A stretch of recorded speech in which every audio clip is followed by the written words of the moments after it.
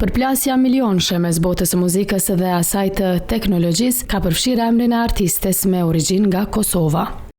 Këngëtarja me famë botërore Dua Lipa ka paditur gigantin teknologjik Samsung në një gjykatë federale në Shtetet e Bashkuara të Amerikës, duke akuzuar për përdorim të pa autorizuar të imazhit të saj. Për këtë, ajo po kërkon të paktën $15 milion dëmshpërblim.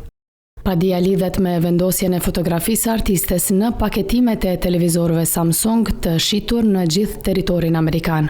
Nga ana tjetër, giganti i teknologjisë ka reaguar duke thënë se fotografia ishte siguruar nga një partner i tyre i përmbajtjes për shërbimin Samsung TV Plus dhe se kompania kishte marrë garanci se të gjitha lejet ishin siguruar.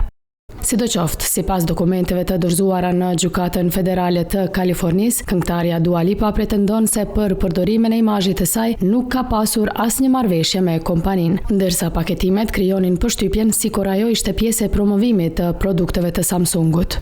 Në padi thuhet se kompania ka përfituar nga lidhja e rreme me artistën, e cila numëron shumë hite globale dhe bashkëpunime me marka të njohura ndërkombëtare. Avokatët e Duas deklarojnë se Samsung ka refuzuar të ndalojë përdorimin e fotografisë së saj, pavarësisht kërkesave të përsëritura.